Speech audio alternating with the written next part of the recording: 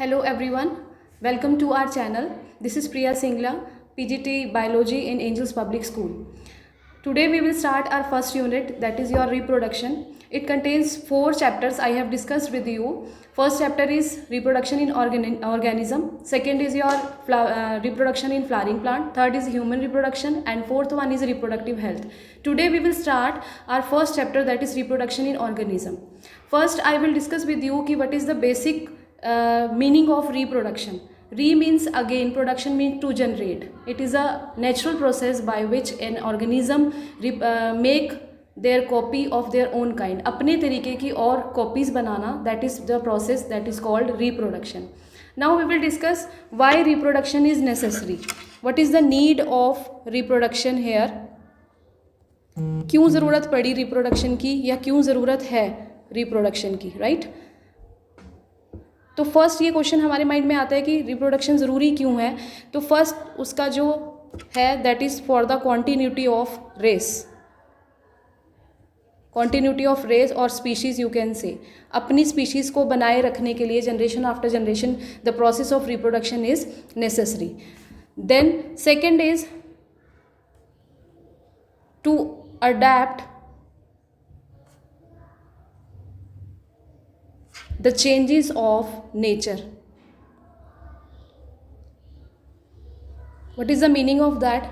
कि generation after generation जैसे जो है क्लाइमेट चेंज हो रहा है या टेम्परेचर की कंडीशंस बदल रही हैं, उसके अकॉर्डिंग जो रिप्रोडक्शन का प्रोसेस है दैट इज़ नीडेड कि वन जनरेशन जो है वो बेटर अडेप्ट कर सकती है उसको, आने वाली और बेटर करेगी, आने वाली और बेटर करेगी. इसका सिंपलेस्ट एग्जांपल है कि जैसे आजकल हम ये बेसिक बोलते हैं कि आजकल बच्चों को जो है बाय बर्थ ये वाली चीज़ें आती हैं, वो बहुत जल्दी से सीख लेते हैं सारी चीज़ें. तो वो किस वजह से हो पा रहा है? Through the process of reproduction. और इसमें जो बेसिक चीज़ काम करेगी वो है इवोल्यूशन.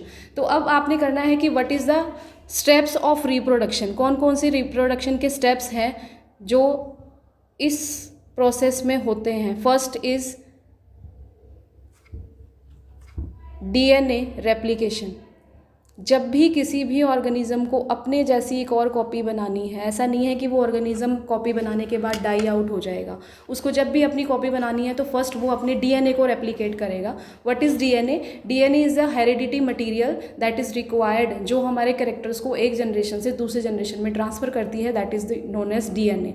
तो फर्स्टली जो पेरेंट है वो अपनी डीएनए को कॉपी की रेप्लिकेशन करता है, उसकी कॉपीज़ बनाता है सो दैट कि वो डीएनए उसके ऑफस्प्रिंग में ट्रांसफ़र हो सके. सेकेंड इसमें जो स्टेप रहेगा that is gamete formation. Any organism whether it is of unicellular और मल्टी सेलुलर, जैसे हम मल्टी सेलुलर हैं तो we are having 2 kinds of cells, one are somatic and other one is germinal. Somatic cell other than germinal cell, जितने भी आपके body के cell हैं, स्किन के सेल्स हैं या किसी ऑर्गन के सेल हैं, उन सबको हम सोमैटिक बोलते हैं. And the cells which are related to reproduction process that are known as germinal. तो that will form the gamete. Germinal cell जो है वो गैमेट फॉर्मेशन में हेल्प करेंगे. जैसे मैं अभी सेक्सुअल रिप्रोडक्शन को अगर फर्स्ट डिस्कस करूँ तो उसमें एक हमें मेल गैमेट रिक्वायर्ड है और एक फीमेल गैमेट रिक्वायर्ड है इन केस ऑफ प्लांट्स और एनिमल्स बोथ. तो इसमें गैमेट फॉर्मेशन गैमेट फॉर्मेशन होगी तभी रिप्रोडक्शन का प्रोसेस हो पाएगा. नेक्स्ट इसमें जो बेसिक स्टेप रहता है वो है फ्यूजन ऑफ गैमेट्स. अब गैमेट्स बन गए, मेल के अंदर मेल वाला बन गया और फीमेल के अंदर फीमेल. अब इनका फ्यूजन होना ज़रूरी है. अगर ये फ्यूज़ करेंगे, मिक्सिंग होगी इनकी, तभी एक नया जो है ऑफस्प्रिंग जो है बन पाएगा. Half corrected from the parents जो है, half from the mother, half from the father we can get. After that जो फोर्थ इसमें रहेगा development of zygote into a full organism, into a complete organism. अब वो जाइगोट की आगे multiplication होनी है. अब इसमें हम +1 क्लास में you have already done 2 processes are there for cell division, वो है माइटोसिस और मियोसिस. जाइगोट बन जाता है, उसके बाद वो डिवाइड करके divide and redivide it will form a complete organism. तो उसमें हमने 2 प्रोसेस पढ़े थे बेटा, one is mitosis and another one is meiosis. अब इसमें बेसिक डिफरेंस क्या रहेगा वो मैं थोड़ा सा आपको बता देती हूँ. माइटोसिस और मियोसिस में क्या डिफरेंस रहता है. Mitosis will take place in case of, मैंने अभी आपको बताया सोमैटिक सेल्स और जर्मिनल सेल 2 टाइप के सेल हैं. तो फर्स्ट थिंग आप हमेशा ये याद रखो कि जो सोमैटिक सेल्स हैं उनमें आपके पास क्या होने वाला है, हमेशा जो है माइटोसिस होगा. What is mitosis? When a cell divide into 2 cells, उनको हम बोलते हैं माइटोसिस। इसमें जो बेसिक चीज़ आपको याद रखनी है, दोनों में अगर आपको डिफरेंस पूछा जाता है तो फर्स्ट डिफरेंस आपने यही बताना है, when a 1 cell divide into a 2 cell, that is known as mitosis. And on the other hand, when a cell divide and redivide to form 4 cells, that is the process called meiosis. अब क्यों ये दोनों process अलग अलग हैं, वो आपको difference समझना है कि क्यों मैंने कहा कि सोमैटिक में माइटोसिस हो रहा है और जर्मिनल में मियोसिस। जर्मिनल सेल, जैसे मैंने आपको बताया, that is related to reproduction, उन्होंने आगे जाके नया ऑफस्प्रिंग बनाने में हेल्प करनी है। तो उसमें क्या होगा कि as you know we have 23 pairs of chromosome. What are chromosome? मैंने आपको बताया डीएनए जो है इस तरह का स्ट्रक्चर होता है, डबल हेलिक्स स्ट्रक्चर होता है, that we have already done in +1 class. इसके ऊपर जो है दैट क्रोमोजोम जो होंगे दैट आर रिस्पॉन्सिबल, क्रोमोजोम के ऊपर कौन सी होती है? जीन्स होती है, जीन्स के ऊपर कोडोन्स होते हैं। इस तरह की यूनिट्स होती हैं that is responsible for the transfer of character from one generation to another. तो क्रोमोजोम की अगर आप बात करोगे तो we have 23 pairs of chromosome, it means 46 chromosome. ठीक है। अब मैंने आपको कहा कि फीमेल में से, मदर में से आपको हाफ कैरेक्टर आ रहे हैं और हाफ फादर में से आ रहे हैं। अगर यहाँ पे माइटोसिस हो जाती है, माइटोसिस क्या है? 1 सेल डिवाइड करेगा 2 सेल्स में, उसमें जो है डीएनए हाफ नहीं होता, डीएनए जितना है उतना की उतना ही रहता है, दैट इज़ डिप्लॉयड।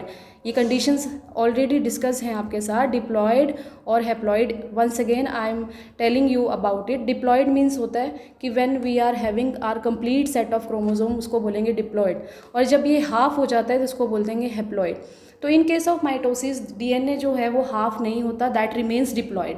तो उसके केस में क्या होगा? माइटोसिस में अगर मैं कहूँ कि जर्मिनल सेल में माइटोसिस ही हो, मियोसिस ना हो, ठीक है, तो इसमें क्या होगा कि 46 आपके पास मदर में से, 46 फादर में से, तो ये टोटल आपके पास कितने हो गए? 92 हो गए। दैट बिकम्स एन एबनॉर्मलिटी है। ये ऐसा हो ही नहीं सकता, नया ऑफस्प्रिंग बन ही नहीं पाएगा, और अगर बन गया तो एबनॉर्मलिटी रहेगी। पहली बात तो ऐसा बनता ही नहीं है, ये बाय नेचर इसी तरह से सेट है कि माइटोसिस जिस टाइम पे गैमिट फॉर्मेशन होगा, गैमिट फॉर्मेशन के लिए जो है सेल्स जो है काम करते हैं। ह्यूमन रिप्रोडक्शन में, प्लांट्स के केस में आप डिस्कस करेंगे हम सारा कि गैमिट बना कैसे है। तो जब जो सेल उसके लिए काम करता है उसमें क्या है, एक बार डिवीज़न होती है, फिर फर्दर डिवीज़न होती है। अब जो आपके पास ये बने हैं, इनके पास सबके पास हाफ हाफ हाफ हाफ, सबके पास 23 आ गए। ठीक है। अब जैसे मैं ह्यूमंस का ही केस सिंपली ले रही हूँ कि स्पर्म्स है और ओवम है। Sperms are having 23 and ovum is having 23। ठीक है। तो दैट विल फॉर्म कि अब suppose sperm fuses with ovum, इसके पास भी 23 हैं, इसके पास भी 23 हैं। Now you will get the normal number of chromosome that is 46। ठीक है। ये क्वेश्चन आपको आएगा कि why the process of meiosis is involve, मतलब कि how the number of chromosome is maintained in human beings, कैसे मेंटेन किया जाता है। तो उसमें आपको ये बताना है माइटोसिस और मियोसिस का डिफरेंस। तो that is the basic concept about the reproduction.